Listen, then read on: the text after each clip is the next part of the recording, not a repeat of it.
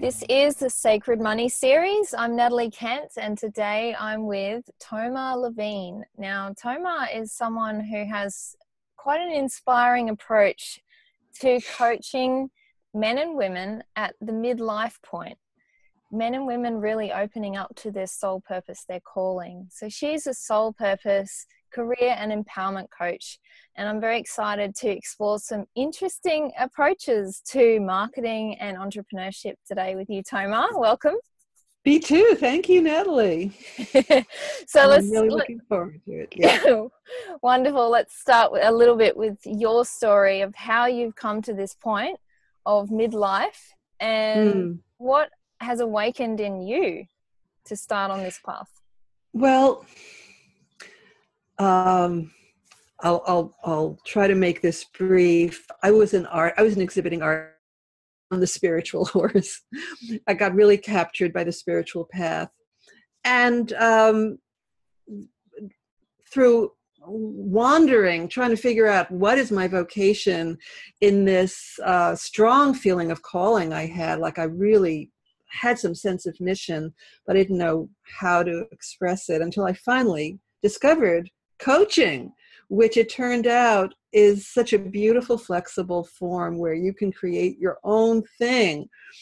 By the time I got there, however, I was rather advanced in midlife myself.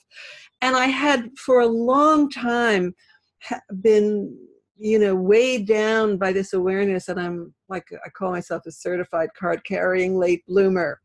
And I was just praying to God, okay, but let me bloom at least, before I die. Yeah. So it made me want to reach out to others who were also maybe feeling the same way. Like, okay, what my gifts are feeling like they're ripening and I want to do something and I don't know what it is.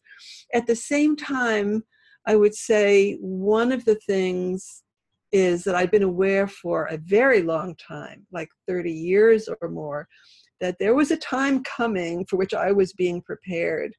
And I was very aware,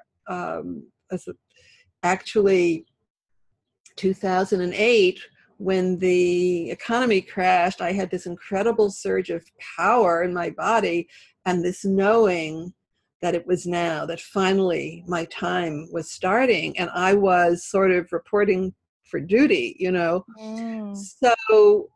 So that combination of, well, what that made me realize about the whole late blooming thing, not just for me, but for anyone in that situation, is that it's not by mistake. We all have this divine rendezvous with this time. Those of us who came into this life to be helpers, to be change agents, to be transformational agents, as I think so many of us are, so many who are waking up now who are spiritual and feel called. It was for this time. So some of us designed our life to be in our 30s at this time, and some in our 50s, some in our 70s. But the timing is not a mistake. So that kind of empowered me to want to serve others who were maybe in the second half of life, who perhaps were not so clear on what their gifts were, how to express them. A lot of people lack confidence, especially a lot of women do. Sensitive men do too, just because we're in a culture that hasn't really nurtured us and hasn't prepared us for being who we are. Yes. So that's like a short version of my life. I would also say that having been an artist and a spiritual seeker all my life, and having had some family money padding my way and not having the normal responsibilities of family, of my own, because I didn't go that route. I had a very unconventional life. I really felt disempowered and like, I don't know how to live in this world either. And I'd better find out. I'd better empower myself, not just because I want to help others do that, but because here I am. And, I'm an agent of change. I need to be anchored, grounded, have access to as much of my power. So that set me also on a course of really searching out lots of different methods of healing and belief transformation, and really exploring what is it that keeps so many of us so disempowered. Humanity as a whole is disempowered, and I just feel part of my strongest calling is to help people awaken and become liberated so that we have our power back, because we have to change the world. Absolutely. And I love how you speak to there's people out there, certainly that I know, who have felt like they've never fit in this Oh, world, yeah. this economy, and and it's Totally. it's been quite painful for them. And Right. it's like there's a coming of age now where they're waking up and going, oh wow, there's actually a possibility to create something different. So now perhaps is my time. Mm-hmm. The spiritual souls, the highly sensitives, we've all felt like we don't fit and we don't belong, and usually there's something wrong with me, is the conclusion. Now I have a friend and colleague, Elise Hope Killeran, who really changed my life by saying, if you have always felt like you didn't know how to survive in the old paradigm, it's because you were born to help bring in the new one. That was so empowering and liberating for me. But we're still in that awkward transition stage. I call it being on the transition team. We're on the transition team. And like Moses, we may not enter the promised land ourselves, but it's really awkward because we're between paradigms. We've got one foot in the old, one foot in the new, and, kind of slipping and sliding. And we're trying to bring something through. Something is trying to be born through us. Yeah. And we have to become available to that, but we don't even know what it's going to look like. Exactly. And it's like we don't even know what the new paradigm is or means or anything. And so we're sort of stumbling blindly, but we know there's something to follow. And we also know that the old way isn't working anymore. Well, we know that, yes. Yeah. And more and more people, unfortunately, there's more and more people waking up, giving voice to these convictions and this energy of change. So we're not yet all on exactly the same team. There's like thousands of different pods of people all over the globe, and it's like popcorn popping. There's more and more every day people awakening to that. I call it feeling called from within and called from without. Like there's something in my soul that wants out. There's something in the world that's calling me forward. And, but in the midst of this service that we want to be in, I certainly want to be in, there's also necessity for, I have to take care of my own needs. I still have to survive here. I'm not yet in the world where there's guaranteed basic income. I'm not yet in a world where we're living on the land in self-sufficient units. I have to figure out how to live in New York City and earn enough money to pay all my expenses. So, and therefore, this will maybe segue into some of what we want to talk about, being in this world of, being an online service deliverer, coach, marketer, etc. I'm being inundated all the time with all these high pressure messages for how to make, 6-figure, 7-figure incomes and high-end programs, and I should spend a lot of money learning how to do all this.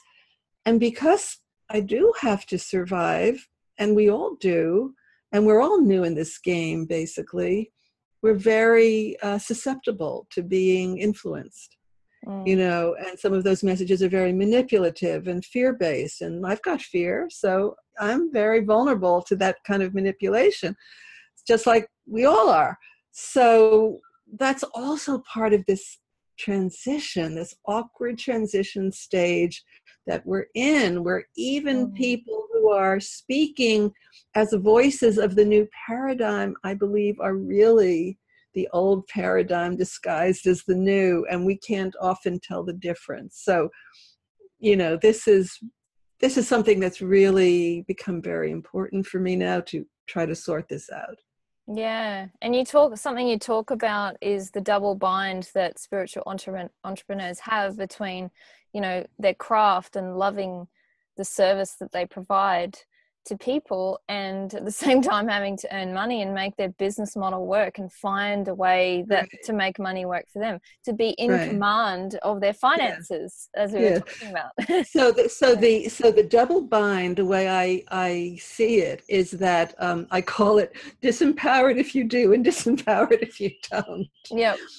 Where, you know, as a spiritual entrepreneur, many of us, not all, but many of us, have a very uneasy relationship with money, with self-promotion, with the idea of sales and marketing. You know, a lot of people have a lot to get over in, you know, and so we often don't have a lot of confidence or self-esteem when it comes to being empowered in the marketplace, so that we're disempowered because we have our own limiting beliefs or our life experience, or we've rejected certain things because we are spiritual and sensitive, etc. But then on the other hand, we're in this environment where we're being pummeled by all these high-level marketing pressure messages.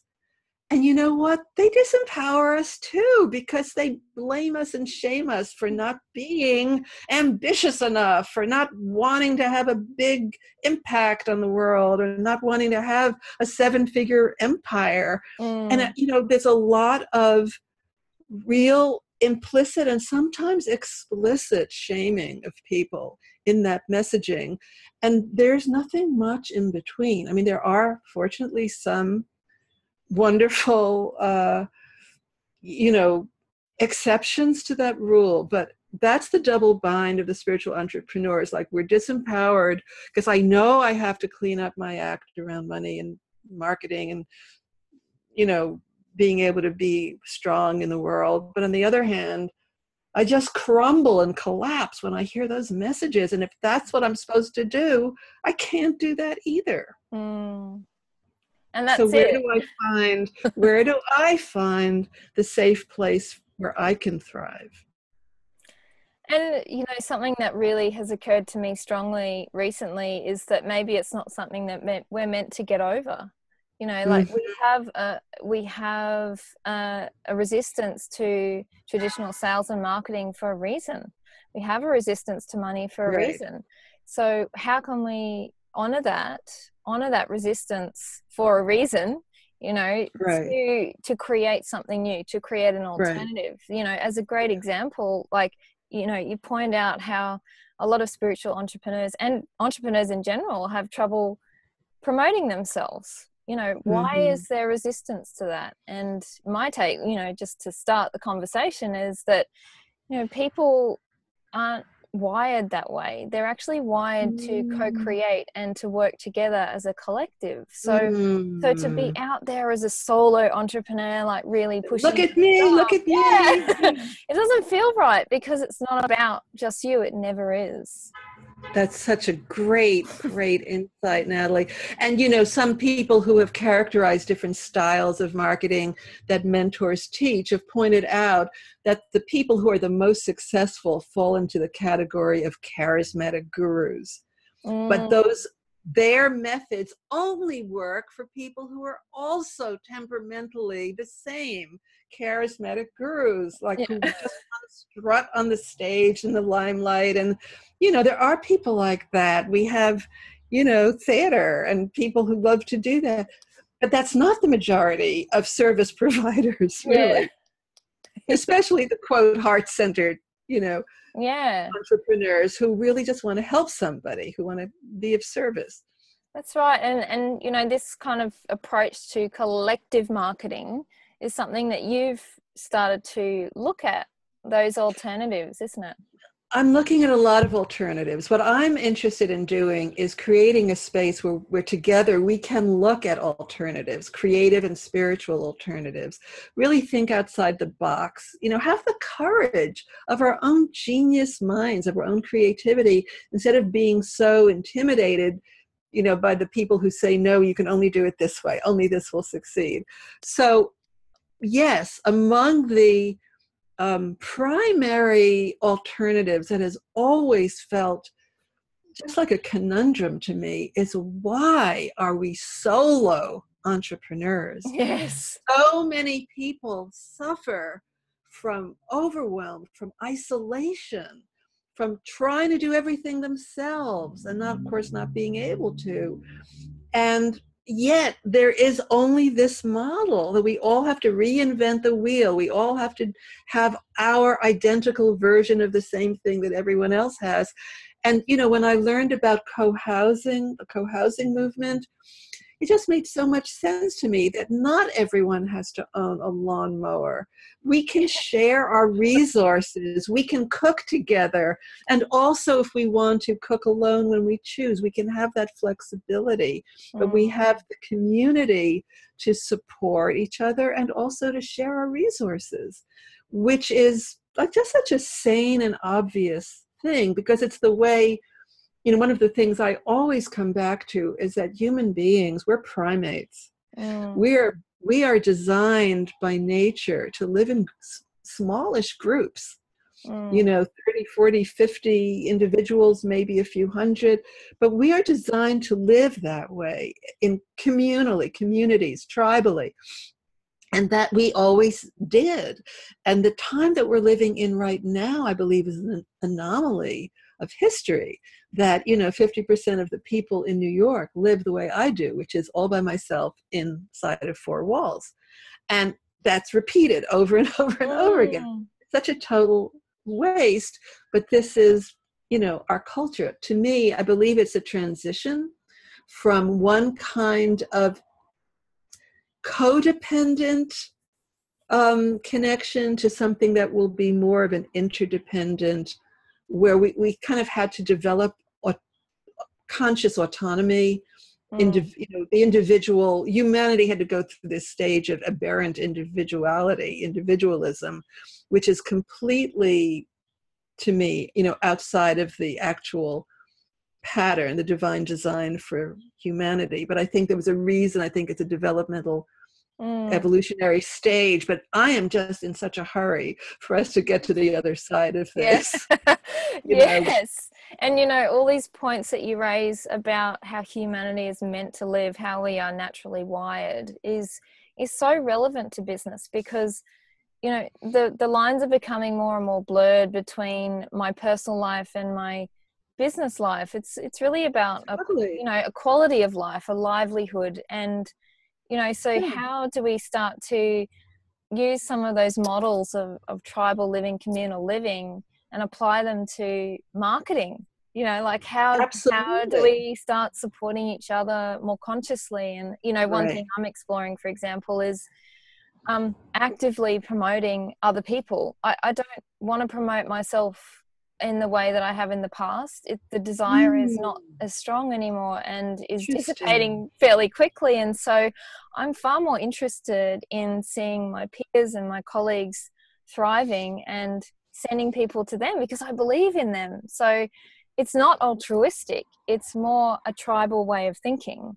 So, and if we all do that, we all benefit. Yes, absolutely. So, you know, I love the words you use when you talk about an ecosystem, because I also use that model in my mind. Not only is there a certain divine design for humans, you know, the human archetype, but nature, all you have to do is look and you see that the way of thriving is through complex, interdependent organizations of multiple different kinds of species that all, you know, both intraspecies and interspecies are helping and supporting each other.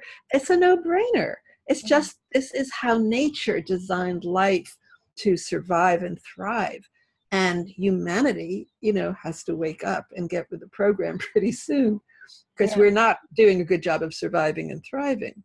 So the whole ecosystem model, you know, and this is also very relevant to the whole premise, Natalie, of, you know, in order to make this great shift that so many of us are talking about, the global shift, the transformation to a new world that will survive and thrive, it's a shift in consciousness.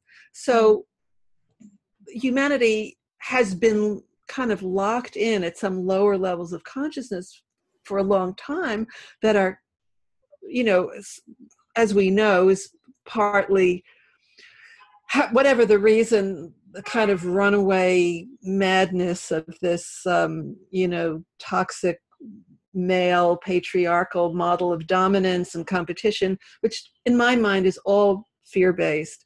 It's all based on an false impression, a delusion of scarcity, a delusion that we're all separate, that everything is separate, that we're separate from each other, nature, the divine. And because of that, there's this fear and this feeling of being imperiled. But what has happened as a result is destroying humanity, destroying the planet. And what needs to supplant that is something which is an integration of feminine and masculine higher principles, so that consciousness has to be raised from that individualism, which wherever you draw the boundary around yourself, like it's me and my family, it's me and my group, it's me and my religion, it's me and my nationality, but it's always us and them. And that polarization, which is, anyway, so what we're in the middle of now is a consciousness transformation. Yeah. And it's happening within individuals. It's happening more and more within collective organizations. And that's what you're also talking about. Like, as conscious business owners, as spiritual entrepreneurs, we need to experiment, and we need to offer ourselves as models of trying a new way of living. When is it going to happen? If we're not going to try it out now, the more of us try it out, the sooner we'll be bringing it forward. Yes, absolutely. And I think it's important to point out that we can't come up with the solutions on our own. That's the whole individualist, perspective again. It's like we have to be having these conversations like you and I are having now to seed something new, to put our minds together and our hearts together to create something different. And it's not just going to happen in a vacuum. Yes, in our absolutely. Office.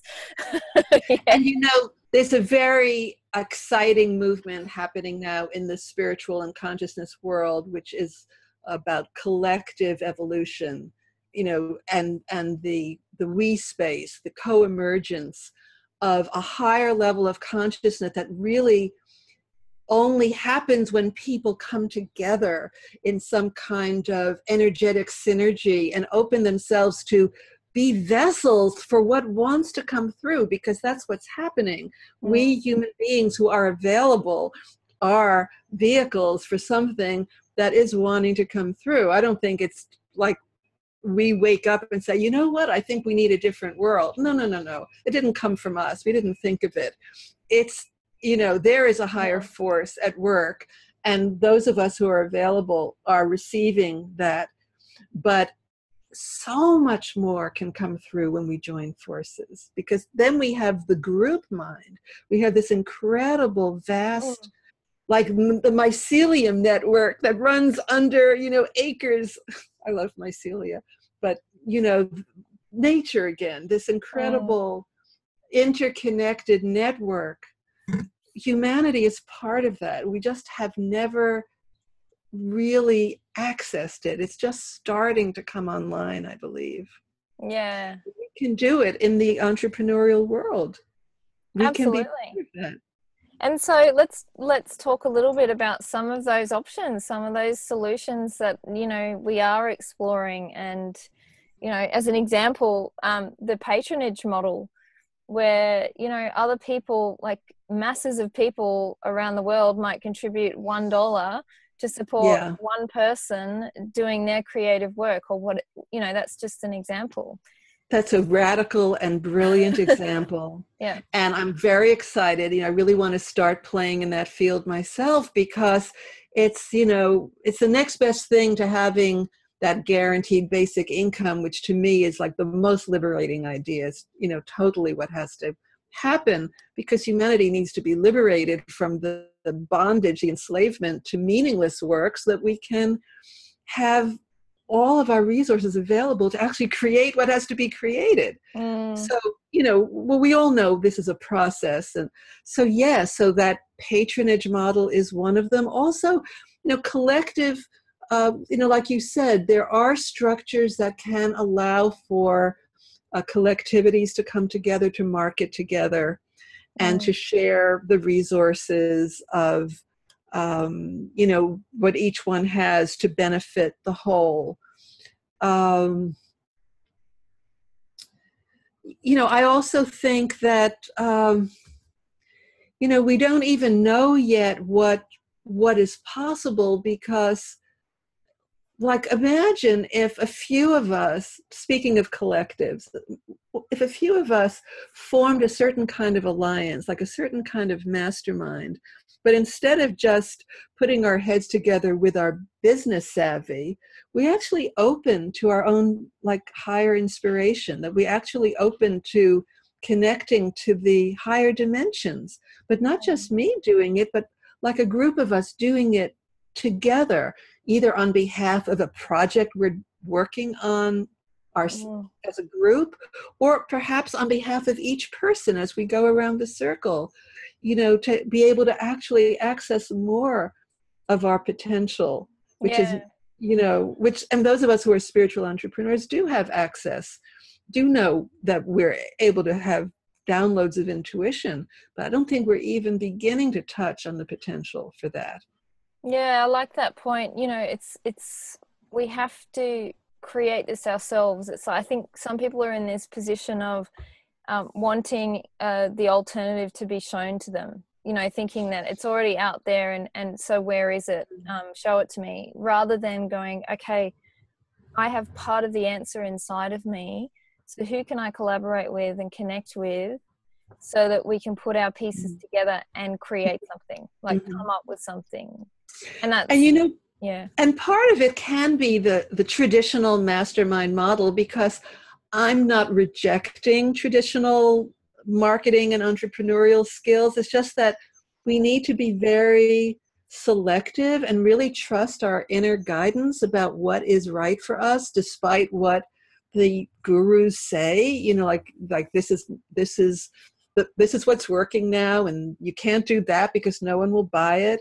I know so many people who have been led astray by those kinds of messages, or who, in defiance of those gurus, discovered that they were right, that their intuition was right. But I'm not against, of course we have to also work within the actual mechanisms of communication, of mass communication, of the internet, of the marketplace. And that's a way that we can also support each other, because different ones of us are trying different things and discovering things that work. And it could be very modest. Some of it could be local. Some of it could be very personal, could be very innovative, like having some kind of little party that you throw for people in your vicinity that allows something to spark. But the idea of allowing our imagination, our intuition, our inspiration, our creativity, our playfulness. I found playfulness has been really very useful for me, in creating successful little business ventures. When I do it in the spirit of play, that's when I've had the most success. Yeah, that's really interesting, isn't it? And that's funny, because that's what kids do. They play together. They don't play very well on their own for long periods, like that's right. That's how things are created. And, it's just fascinating watching children, the imagination at play. Absolutely. When they come together. So we can do the same kind of thing. And I think it's so important at this point in time of our evolution that we do, because something drastic is needed. Something pretty out there that we haven't thought of yet is actually required for us. Maybe we need play dates. Yeah, we need play dates. I love it. And one thing, like you touched on before, is I use the principles of nature as a guide. I love it. And I love so the ecosystem concept of how do we create an ecosystem in business is really looking at, the principles of how an ecosystem operates. Well, for a start, all the members are interdependent. They rely on each other for their survival. Exactly. There is some sense of competition, but it's really only competition in the sense of being, actualizing what they have inside them, like really showing what they've got inside them to thrive.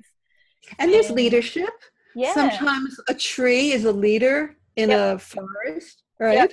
That's it. A tree is a leader, and the trees are all connected by their root systems. So it's... And they help each other, and they even sacrifice for each other. Absolutely. Yeah. And they, of course, pool resources, and that's something that we don't do very well. And they pool and share resources. Exactly. That's it. Like in a practical sense, like as, one solo entrepreneur to another, finding ourselves in a situation where we have to be able to do everything, Right. even if we are outsourcing certain tasks, it's still overwhelming. And so how can we create a model where we all support each other with our complementary services?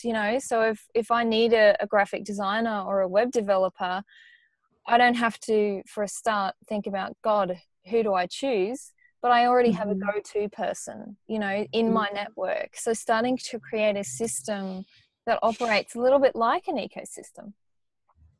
Right. Or where we share the same designer, or we, as a group might be able to guarantee that person a certain amount of income and maybe get a better rate, or who knows what. But there's so many ways that we could benefit by working together. That's it. And just getting over the competitive headset and, really thinking about the freedom and the playfulness and the way greater opportunities that exist in cooperation and collaboration and co-creativity. That's it. Coming up with creative forms of generating income too, that are really outside the norm. Yeah. Looking at alternative income streams. And it's like brainstorming, which you do with a group of people, where you say, nothing is censored, nothing is off the table. You just do a brain dump of all the ideas. And when there's more than one person doing it, like maybe 3 or more, that's when you get this incredible, fertile, seed bank of ideas. And that's actually, one of the most important things, I think, at this point. And if anyone out there takes one thing from this conversation, I think it's that it's so important that you connect with other people who are thinking along the same lines, wanting to explore outside the norm in terms of our economy and money and livelihood. And so this interview series, I get to meet people like you, Tomar, and it changes my life every time, and it gives me hope, and it gives me new ideas and inspiration.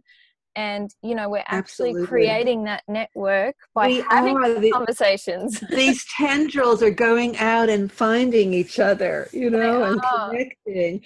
And I also have just made such amazing connections with soul sisters and brothers through what seems to be, just like following the breadcrumbs of the internet, whatever that is one of the great blessings of our time. And led me to you through George Cow's thread about money, the economy, and kindred spirits. So, and you don't know which ones are going to take and really turn into something, but there's so much out there. I'm getting so excited the more we talk, Natalie. I'm forgetting like probably 2/3 of what we said we were going to talk about, but this is I feel like a whole new thing is coming to birth here.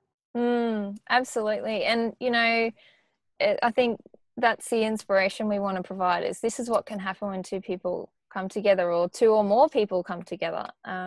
So in Tomar and I've discussed before this interview, there'll probably be a part 2 or 3 or 5 to this conversation, because there is so much to be explored, and it is new. It's not something that is concrete that we're just looking at and stating facts here. This is an exploration. So, that's what's so exciting to me, because it's very rare to have, it's sort of like we're both flying on trapezes. It's like we're kind of meeting in midair. Yeah. We're daring to, let go of one trapeze and kind of grab hands and catch on to the next one. And it is so rare to find someone who is really willing and able and wanting to think outside the box in such a creative, no holds barred way. Yeah. And it's like recognizing that this is what is called for. And we do have to challenge a lot of sacred cows, a lot of the assumptions that our culture has imposed on us, rigidly, like blinders. And it's very hard for people to see outside of it, like with the idea of basic income. And people say, well, if anyone got money, they'd just be so lazy. They would, sit on the couch and just eat popcorn and all the time. Who has told you that? There's no evidence of it for a start. It's just the opposite. The evidence is the opposite. But, as somebody, there was this beautiful little video, a TED Talk or something, where somebody said, how many of you in the audience, if you had enough money, would want to devote yourselves to some work that you're passionate about? Everyone raised their hands. How many of you believe that other people would be lazy? Everyone raised their hands. Wow. The assumptions we all live with, it's amazing. Yeah. But we're taught to believe these things. They didn't come from us. They didn't originate with us. But the thing that troubles me, that I guess I really want to instill in people, I want to instill in people a critical attitude towards our own thinking, where we actually question and examine, where did that idea come from? Why do I believe that so doggedly, And none of our ideas actually come from us. I mean, hardly any, but we tend to think they do. We take credit for things, but we're actually just programmed. And a lot of people, don't like hearing that. But to be able to create a new world, you have to be willing to think new thoughts, right? Absolutely. And that's something I love about you, Tomar, is you question, you really question the status quo with vehemence, like there's real emotion behind your questioning. It's like, really? Do we have to do it that way? So, we're shattering a lot of those illusions, and that's an amazing part of your work. You know why I think I have that vehemence? I never grew up. That's what it is. I have the vehemence of a child. I have the indignation of a child who says, but that isn't fair. It shouldn't be like that. People shouldn't have to work at jobs they don't like just to earn the right to breathe and exist. We are divine beings. We're sovereign souls. We have an inherent right to exist. And no one really has the right to imprison us that way. So I have this, I think, righteous indignation of a child who kind of maybe looks through the emperor's new clothes or something. But I just get so upset by the things that people insist are just the way it is. Yeah. Wow. Well, you really are an inspiration, Tomar, and so are you, Natalie. Thank you. And especially for people at that midlife point who've always felt like they're destined for something great, and they've been waiting for the right time. And I love that you embody that. And I really encourage all of you out there who are feeling this urge to explore alternative models of how to do business and make money and create a livelihood. Yeah. And Tomar also has a Facebook group called the High Five Club. It's a free group that you can join. Right. The High Five Club for spiritual entrepreneurs. Yeah. Let me see if I can remember what I called it. A haven from the 6 and 7-figure marketing world for people who seek, did you write it down? People who seek human scale prosperity, purpose, and joy. Human scale, not grandiose scale, not empires that are then going to weigh us down, but want to have a beautiful human scale life that's prosperous, that's purposeful, that's joyful, and who want to find creative and spiritual pathways to create this, because we can. They already exist. There are already amazing explorers, amazing people in the vanguard who are trying some very different and novel approaches. And, I'm nowhere near where some of them are. I'm just the beginning of thinking about it. But that is what I want to create, is a haven from that world where we think, if I'm going to be in business and I have to earn a 6-figure income and I have to create this huge engine and I have to be so competitive and I have to hustle and I blah, blah, blah, blah. Who says? Yeah. So, yeah. So yes. And it's a high five club, because what's wrong with a high 5-figure income? What's wrong with that? Yeah. No. Yeah. And don't tell me that I'm not thinking big enough. Don't tell me that. Yes. Don't try to belittle me or disempower me because I'm not joining your club. So that's why I want to start my own club. Wonderful. So, and this is a brand new group, so you can be part of this with Tomar, and I am on the ground floor. Yeah, I'm sure you can tell from today's conversation that there will be lots of out there discussions in this group. So the link is below this video, and thank you so much, Tomar, for your time today. Oh, thank you, Nellie. It's just been a joy talking to you, and you just spark so much creativity in me. It is the co-creative energy in action. That's it. And this is just the beginning. So it's just the beginning. Let's go. Because the world needs us, and the world needs everyone that we are going to empower.